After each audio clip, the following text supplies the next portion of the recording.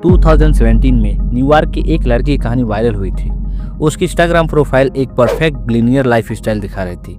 Flashy cars, private jets और high and parties, हर कोई उसकी लग्जरियस लाइफ देखकर अट्रैक्ट हो रहा था। लोग सोच रहे थे कि यह लड़का इतनी कम उम्र में इतना पैसे कैसे कमा रहा है। लेकिन जब असली सच्चाई सामने आई तो लोगों को बड़ा झटका लगा। यह लड़का ना तो कोई मिलीनियर था, ना ही उसका कोई बड़ा बिजनेस था। उसने अपनी सारी इंस्टाग्राम लाइफ को केयरफुली एक्यूरेट किया था ताकि वह सुपर रिच लगे। वो लग्जरी कार लीडर 6 के बाहर खड़ा होकर फोटोज क्लिक करवाता था। प्राइवेट जेट के अंदर सिर्फ फोटो सेशन के लिए जाता था, जो कि 1 घंटे के हिसाब से रेंट पर लिए जा सकते थे। और जिन पार्टीज में वह जाता था वहां सिर्फ एंट्री के लिए उसने कनेक्शन बना रखे थे। जब उसकी पोल खुली तो लोगों को एहसास हुआ कि जो चीजें सोशल मीडिया पर दिख रही थी वो एक केयरफुली प्लान्ड इल्यूजन थी। तो समझे आप लोग, दिखावे और असली अमीरी में जमीन आसमान का फर्क होता है। अब सोचो, अगर एक इंसान सिर्फ कुछ स्मार्ट फोटोग्राफी ट्रिक्स और रेटेंड लग्जरी आइटम से एक अमीर आदमी की तरह दिख सकता है तो कितने और लोग ऐसा कर रहे होंगे। हो सकता है कि जिन लोगों की इंस्टाग्राम स्टोरीज देखकर आप सोचते हो कि यार यह कितना अमीर है, वो भी बस दिखावा ही कर रहा हो। मेरे एक दोस्त अनुज की जिंदगी किसी एक सेलिब्रिटी से कम नहीं लगती थी। हर कुछ महीने में उसकी नई विदेश यात्रा की तस्वीरें इंस्टाग्राम और व्हाट्सएप स्टेटस पर दिखती थी। कभी वो थाईलैंड में था, कभी दुबई में, कभी यूरोप की किसी खूबसूरत जगह पर। हम सब सोचते थे यार अनुज तो जबरदस्त पैसा कमा रहा है, हम भी उतनी मेहनत कर रहे हैं। लेकिन ये इतना घूमने फिरने के पैसे कहाँ से लाता है। धीरे धीरे इसका असर हमारे एक और दोस्त रोहित पर पड़ने लगा।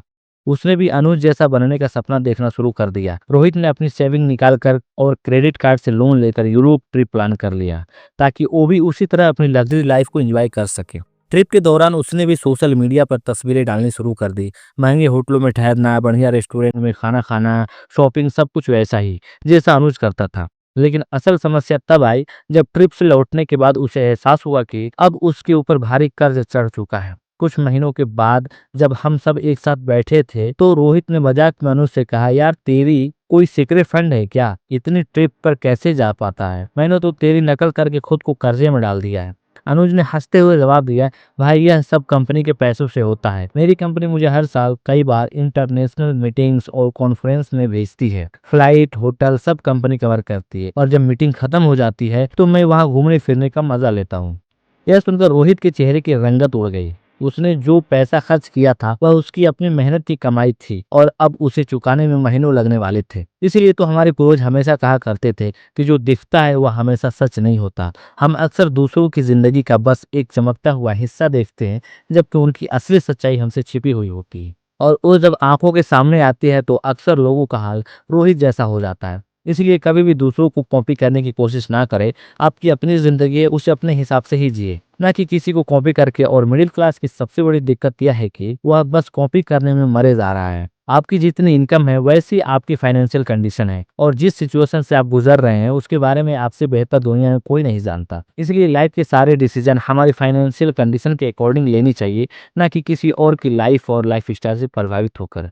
और यही है हमारा lesson, true wealth is silent. दोस्तों, नारायण मूर्ति को तो हम सभी जानते हैं। अगर किसी को लॉ की विलीनियर कहा जाता है तो वो है नारायण मूर्ति। इन्फोसिस के फाउंडर, करोड़ों की कंपनी के मालिक हैं, और हाल ही में ब्रिटेन के प्रधानमंत्री रहे ऋषि सुनक के ससुर भी।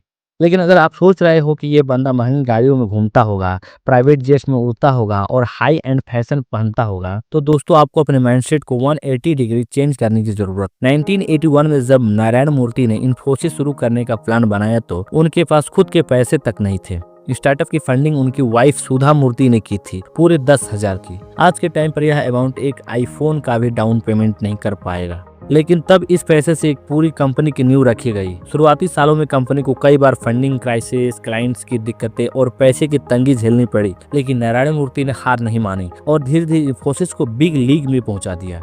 जब आप सोच रहे होंगे कि भाई जब कंपनी अरबों में बन गई तब तो इनकी लाइफ स्टाइल बदल गई होगी, आंसर है नहीं, बिल्कुल भी नहीं।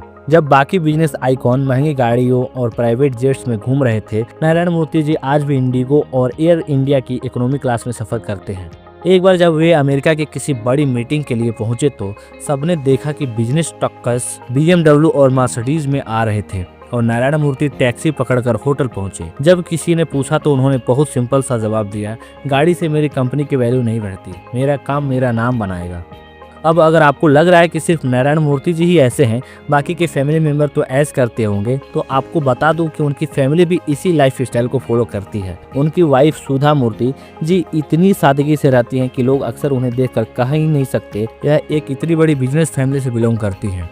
और तो और फिलहाल में जब उनके दामाद ऋषि सुनक यूके के प्रधानमंत्री बने थे, तब भी मूर्ति फैमिली ने किसी भी चीज़ का दिखावा नहीं किया। एक बार सुधा मूर्ति जी से जब इंटरव्यू में इससे रिलेटेड क्वेश्चन पूछा गया, तब भी उन्होंने कहा था, मुझे यूके में वीआईपी ट्रीटमेंट चाहिए ही नहीं, मैं हमेशा वैसी ही रहूंगी जैसे पहले थी।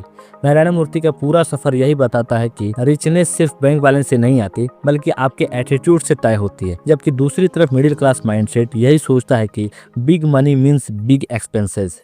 हम में से ज्यादातर लोग यही सोचते हैं कि अगर हमारे पास करोड़ों होंगे तो हमें महंगे कपड़े, लग्जरी गाड़ियां और हाई फाई लाइफ स्टाइल अपनानी पड़ेगी। लेकिन सच्चाई इसके बिल्कुल उलट है। असली अमीर लोग पैसा कमाने पर फोकस करते हैं, खर्च करने पर नहीं। नारायण मूर्ति भी इसी सोच को फॉलो करते हैं। उनके लिए दौलत सिर्फ बैंक बैलेंस नहीं, बल्कि सही फैसलों का नतीजा है। तो सवाल उठता है, क्या हम भी इसी माइंडसेट को अपना सकते हैं? जवाब है हाँ। अगर आप अपनी सोच बदले और पैसे को सिर्फ खर्च करने की चीज नहीं, बल्कि एक टूल की तरह देखें, तो हमें भी यह समझ आएगा कि true wealth is silent and real success does not need flexing. आज का मिडिल क्लास एक ऐसी दौड़ में उलझ चुका है जिसे स्टेटस ट्रैप कहा जाता है। यह एक ऐसी स्थिति है जहां लोग अपनी असली फाइनेंशियल कंडीशन को इग्नोर करके सिर्फ समाज में अच्छा दिखने के लिए अननेसेसरी खर्चे कर रहे हैं। इस दिखावे की दौड़ में लोग अपनी फ्यूचर फाइनेंशियल सिक्योरिटी को दांव पर लगा देते हैं और धीरे धीरे एक ऐसे चक्रव्यूह में फंस जाते हैं जहां से निकलना आसान नहीं होता। लेकिन सोचने वाली बात यह है कि आखिर यह मिडिल क्लास इस ट्रैप में फंसता कैसे है। दरअसल इसके 4 मेन रीजन है। फर्स्ट, सोशल मीडिया का प्रेशर।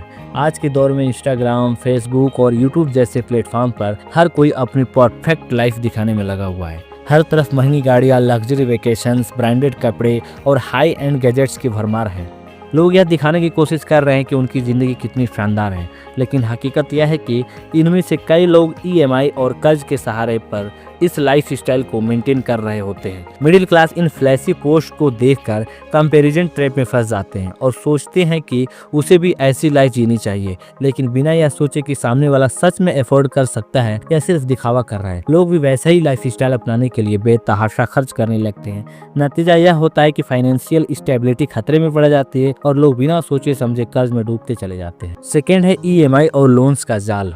आज के समय में हर चीज ईएमआई पर उपलब्ध है, आईफोन से लेकर महंगी गाड़ियों तक। यह कल्चर मिडिल क्लास के लिए एक बड़ी फाइनेंशियल प्रॉब्लम बन चुका है। पहले लोग कोई भी बड़ी चीज खरीदने से पहले सालों तक बचत करते थे, लेकिन अब बस एक स्वाइप में ईएमआई शुरू हो जाती है। यह सुविधा भले ही आसान लगती है, लेकिन धीरे धीरे यह फाइनेंशियल बर्डन बन जाती है। मिडिल क्लास की साइकोलॉजी ऐसी बन चुकी है कि उन्हें लगता है कि अगर उनकी इनकम डिसेंट है तो ईएमआई से ले सकते हैं, लेकिन अब सैलरी आते ही आधी से ज्यादा किस्तों में चली जाती है, तब सेविंग का नामो निशान नहीं रहता।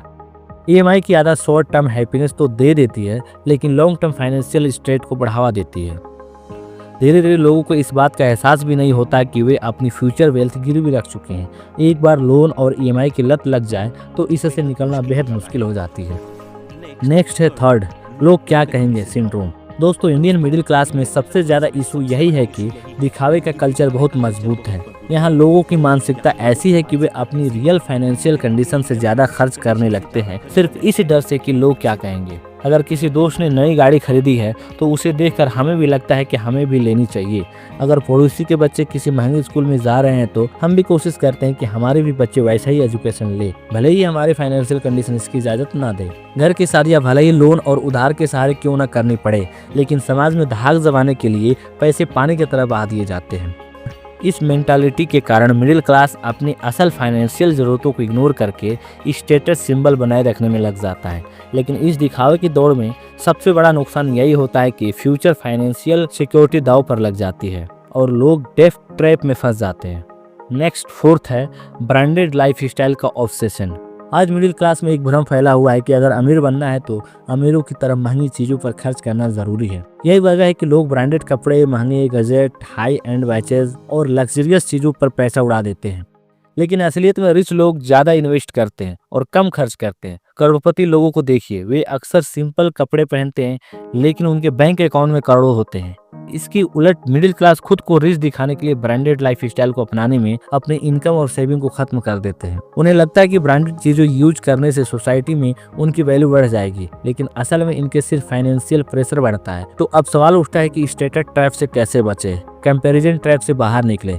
सोशल मीडिया पर जो दिखता है वह हमेशा सच नहीं होता, इसलिए दूसरों की लाइफ स्टाइल देखकर अपनी फाइनेंशियल स्टेबिलिटी को रिस्क में डालने से बचे। ईएमआई और डेब्ट से बचे। कोई भी चीज तभी खरीदे जब आप उसे बिना ईएमआई के खरीद सकते हैं। ईएमआई लेने से पहले सोचे कि क्या यह जरूरत है या सिर्फ लग्जरी। लोग क्या कहेंगे वाली सोच बदले, अपनी फाइनेंशियल कंडीशन के हिसाब से डिसीजन ले, न कि सोसाइटी के डर से। इन्वेस्ट ज्यादा खर्च कम असली अमीरी दिखावे से नहीं, बल्कि स्मार्ट इन्वेस्टिंग और फाइनेंशियल प्लानिंग से आती है। ब्रांडेड लाइफ स्टाइल के पीछे मत भागो, सादगी में ही असली फाइनेंशियल फ्रीडम छिपी है। अगर मिडिल क्लास इस स्टेटस ट्रैप से बाहर निकलना चाहता है तो उसे अपनी फाइनेंशियल प्रायोरिटीज को सही तरीके से सेट करना होगा, वरना यह ट्रैप उसे कर्ज, चिंता और फाइनेंशियल इनसिक्योरिटी के दलदल में गहराई तक ले जाएगा। तो आज के लिए बस इतना ही, मिलते हैं अगले वीडियो के साथ, तब तक के लिए लव यू।